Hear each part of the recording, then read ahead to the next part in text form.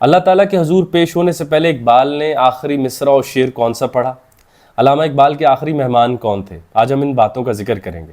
اقبال کو ملنے والی آخری شخصیت نہ کوئی مسلمان تھے، نہ ان کا تعلق برصغیر پاک و ہند سے تھا، مگر وہ تو ان کے جرمن دوست بیرن وان ویلٹھائم تھے، اور جو خود بھی مصنف ہیں، سفر کرتے ہیں، اور انہوں نے اس آخری ملاقات کو ایک ایسے کی صورت میں محفوظ کر لیا۔ وہ کہتے ہیں 20 اپریل 1938 کو شام کے وقت میں اقبال کے پاس پہنچا۔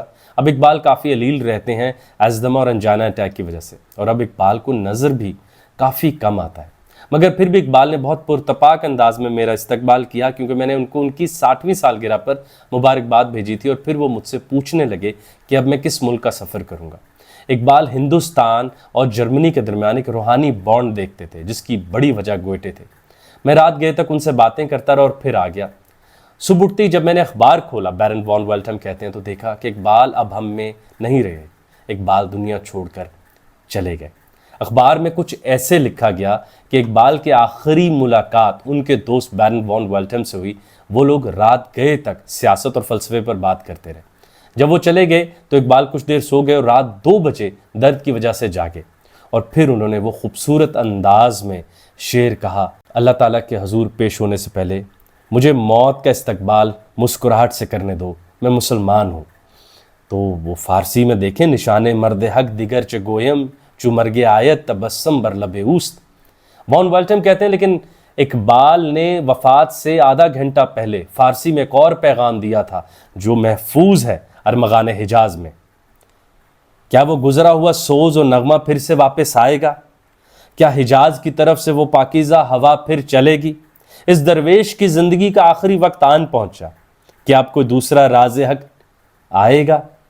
یہ وہ خوبصورت اشعار ہیں جو اقبال نے بے چینی میں رکھے، اور ایسی ہی باتیں ہمیں جاوید نامہ کے اختتام میں بھی ملتی ہیں۔ خیر، ابھی میں بات صرف وہی کروں گا جو اس ایسے میں شامل ہے۔ کس خوبصورت انداز میں فارسی میں اقبال نے اس بات کو لکھا کہ سرور رفتہ باز آیت کے نایت، نسیمی از حجاز آیت کے نایت، سر آمد روزگار این فقیر، دیگر دانائے راز آیت کے نایت۔ پھر وہ وان ویلٹھائم کہتے ہیں کہ میری کیا مجال کہ میں اقبال کی تعریف کر سکوں، وہ تو ستارہ ہیں ایشیا کا اور خصوصاً مسلمانوں کا، اور ان کی وفات کا جھٹکا محسوس کیا جا رہا ہے۔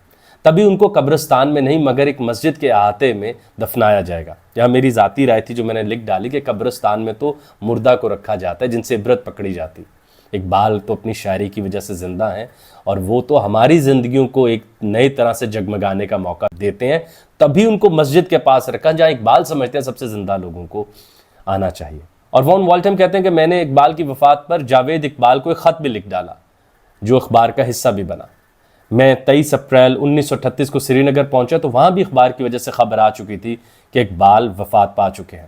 لوگ افسردہ ہو گئے، بازار بند ہو گئے، اور مجھے یاد آیا کہ 2.5 سال پہلے اقبال نے مجھے ایک شعر لکھ کے دیا تھا۔ وہ میں نے کھولا اور اس کو پڑھا اور اخبار میں بھیج دیا، اور وہ شعر اتنا طاقتور ہے کہ مجھے لگتا ہے کہ شاید اس کو سمجھنے کے لیے ہم ابھی بھی مذہبی طور پہ اتنا نہیں بڑھ سکے، ہمارے ذہنوں میں وہ وسعت نہیں آئی، ہمارا اللہ اور مذہب سے ابھی بھی اتنا زندہ رشتہ نہیں ہے کہ ہم اس کو پڑھ سکیں۔ اقبال کہتے ہیں تو اس دنیا میں اس طرح زندگی گزار، اتنی زندہ زندگی گزار، اتنی تخلیق کر، اتنی ایجادات کر کہ اگر ہماری موت ہمیشہ کی موت ہو، یعنی ہماری جو موت ہے وہ مرگ دوام ہو، ہمیشہ رہنے والی موت ہو، تو ہمارا تخلیق کرنے والا بھی شرمندہ ہو کہ میں نے کس زندہ مخلوق کو مار دیا، اب کائنات کی تخلیقات اس کے روزگار کا کیا بنے گا۔ فارسی میں اقبال کہتے ہیں چنا بزی کہ اگر مرگ ماست مرگ دوام، خدا ذکردہ خود شرمسار تر کرے۔ تو فارسی میں دیکھیں اقبال نے کیا لکھا کہ تخلیق کرنے والا بھی شرمسار ہو جائے، اتنا زندہ زندگی گزارو، اتنی بھرپور رونق والی اور حرکت والی زندگی گزارو، کائنات کی حرکت تمہاری وجہ سے متاثر ہو رہی ہو اور تمہارے مر جانے پر ایک جھٹکا محسوس ہو، کائنات افسردہ و مردہ ہو جائے، کہ تخلیق کار افسردہ ہو جائے، شرمسار ہو جائے کہ میں نے کس کو ہمیشہ ہمیشہ کے لیے مار ڈالا۔ کہ وہ جو یہ کہتا تھا وہ حرف راز کہ مجھ کو سکھا گیا ہے جنوں خدا، مجھے نفس جبرائیل دے تو کہوں کہ میں نے اس کو ہمیشہ ہمیشہ کے لیے سلا دیا۔ تو تخلیق کرنے والا بھی سوچے کہ یہ کیا ہوا۔ تو دیکھیں فارسی میں کس خوبصورت انداز میں اقبال نے اس کو پیش کیا، چنا بزی کہ اگر مرگ ماست مرگ دوام، خدا ذکردہ خود شرمسار تر گردد۔ خیر وہ آگے لکھتے ہیں کہ اقبال معروف شخصیت تو تھے ہی تھے، مگر ڈاکٹر آف فلسفی بھی تھے، اور انہیں 1922 میں برطانیہ کے بادشاہ نے نائٹ ہوڈ بھی دیا، اور انڈین نیوز پیپر نے، ہندوستانی اخباروں نے بار بار یہ بات لکھی کہ اقبال کے اوپر جرمن اثر بہت ہے، کیونکہ رائٹر خود جرمن ہے تو وہ بات لکھ رہے ہیں۔ آج ایک اور شعر میری نظر سے گزرا جو اخبار میں چھپا ہے، جو اقبال نے کسی مغربی دوست کو لکھ کے دیا، جن کا تعلق یورپ سے تھا۔ اس کو بھی انہوں نے اس ایسے کا حصہ بنا دیا کہ اے دوست جو میرے ساتھ آ کے بیٹھے ہو، مجھ سے مت کہو کہ میں تم سے بات کروں، کہ میں محو گفتگو ہوں اپنے آپ کے ساتھ۔ تو یہاں وان ویلٹھم کہتے ہیں کہ یہ اتنی بڑی بات ہے جو ایک برِ صغیر کے آدمی نے یورپ کی قوموں کو سمجھائی، لیکن اب ہم یہ اشارے سمجھ نہیں سکتے کہ ہم آپ سے کیوں بات کریں۔ ہمارے پاس اپنے سے بات کرنے کو، ایسٹرن مشرقی ٹریڈیشن کے پاس، شاعر مشرق کے پاس اپنا کہنے کو اتنا ہے کہ بھی وقت نہیں مل رہا کہ میں تم سے بھی بات کر سکوں۔ تو یہ وہ خوبصورت ایسے ہے جو ہمیں متعارف کراتا ہے اقبال کی آخری ملاقات، اقبال کا آخری شعر، اور اقبال کی وہ خوبصورت بات جو جگہ جگہ ملتی ہے کہ وہ پریشان ہے خود بھی، کہ پھول کی پتی سے کٹ سکتا ہے ہیرے کا جگر، مرد ناداں پر کلام نرم و نازک بے اثر۔ جاوید نامہ میں کہ میں بزرگوں سے اب مایوس ہو چکا ہوں، میں تو جوانوں کے لیے، اے خدا میرا پیغام جوانوں کے لیے آسان کر دے، ان شاہی بچوں کو پالو پردے، خدایا آرزو میری یہی ہے، میرا نور بصیرت عام کر دے۔ تو وہ نظر آتا ہے ان کے اس آخری شعر میں جو انہوں نے اپنی وفات سے آدھا گھنٹہ پہلے لکھا کہ کیا وہ گزرا ہوا سوز اور نغمہ پھر سے واپس آئے گا۔ اب دیکھیں اقبال دنیا چھوڑ کے جا رہے ہیں اور کہہ رہے ہیں کیا حجاز کی طرف سے پاکیزہ ہوا پھر چلے گی۔ اس درویش کی زندگی کا آخری وقت آن پہنچا، کیا اب کوئی دوسرا راز حق آئے گا یا نہیں۔ اور وہ فکر کر رہے ہیں کہ میں تو نوارہ تلخ ترمی زن، میں تو وہ ڈھول زوراور طریقے سے چیخ رہا ہوں، میں تو مضراب کو بار بار مار رہا ہوں کہ یہ جو سوئے پڑے ہیں یہ جاگ جائیں، میں تو ان کو وہ شراب پلا رہا ہوں جو جگانے والی ہے، مگر اب میرا وقت پورا ہوا۔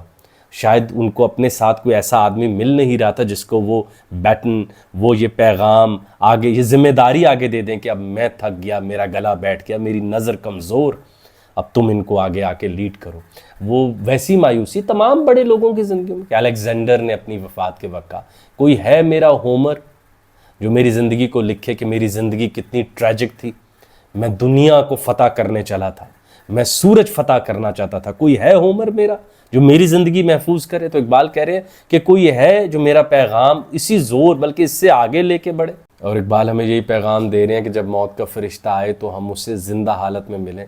یہ نہ ہو کہ وہ جو میڈ میکس مووی میں کہ ہم ہاف لائفرز کی طرح، لائف ڈینائرز کی طرح زندگی بسر نہ کر رہے ہوں کہ موت کا فرشتہ دستک ابھی دے ہی تو ہم یہاں سے چلتے بنے۔